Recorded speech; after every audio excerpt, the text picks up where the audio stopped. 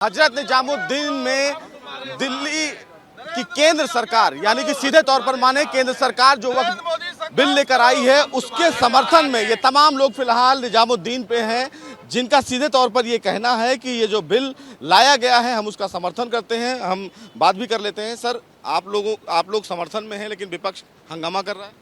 माननीय प्रधानमंत्री श्री नरेंद्र मोदी जी का लाख लाख शुक्रिया कि उन्होंने वक्फ के लूट के लाइसेंस को रद्द करके गरीबों का भला हो ऐसा एक अमेंडमेंट करके नया बिल लाया है, जिसका नाम है उम्मीद।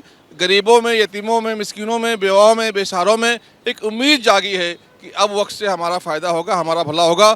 अब वो लोग छाती पीट रहे जिन्होंने वक्फ की मलाई खाई है और 70 सालों तक वक्फ की प्रॉपर्टी को लूट कर अपने परिवार को बांटा है, अब वो घबरा गए हैं और डर गए कि अब इसके बाद जांच होगा और वो जेल जाएंगे। और वही लोग विरोध कर रहे हैं जिनके पास वक्फ की प्रॉपर्टी है, जैसे अवैसी साहब 3,500 करोड़ रुपए की प्रॉपर्टी हैदराबाद में वक्फ की रखा है। मदनी साहब, उन्होंने पूरी आधी दिल्ली बेच दी है। और all India Muslim personal law board के लोग जिन्होंने कभी किसी गरीब के लिए काम नहीं किया, जो दहशतगर्दियों को पालते हैं, उन्होंने भी वक्फ की प्रॉपर्टी का बेजा इस्तेमाल किया है। वो लोग अब छाती पीटकर विधवा विलाप कर रहे हैं। आप लोग समर्थन में हैं, क्या कहेंगे? हम बिल्कुल समर्थन में हैं। मोदी जी एक ऐसा ऐतिहासिक काम कर रहे हैं कि जो लोग वक्फ के असली मुस्तहिक थे, वक्फ के जो मुस्तहिक हैं वो कौन लोग होते हैं? जो बेवा हैं, यतीम हैं, मिस्कीन हैं, पिछड़े कुचले दबे ये लोग हैं।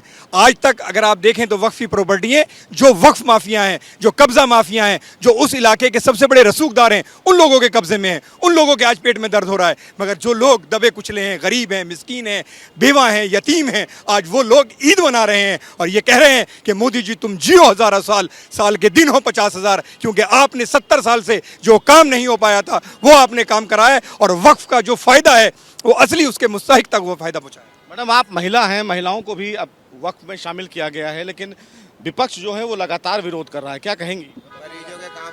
उनके विरोध करने से हम पे कोई फ़र्क नहीं पड़ता, क्योंकि जो फ़ायदा हमें हो रहा है उसके लिए हम खुद बोल रहे हैं कि मोदी जी के आने के बाद हमें बहुत फ़ायदा हुआ है। हर जगह, हर तरह से, हर महकमे में हमारी जो इज़्ज़त हुई है, जो हमें सेफ्टी मिली है, जो हमें हर चीज़ का साथ मिला है, तो वो जो अभी जो बिल पास हुआ है इससे हमें बहुत उम्मीद है और इंशाल्लाह ये बहुत अच्छा रिजल्ट लाएगा।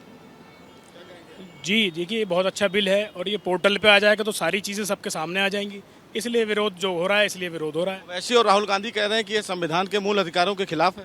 ये खिलाफ कैसे है? जो एक चीज़ सबके सामने आ रही है, प्रकट हो रही है, तो वो खिलाफ कैसे होगी?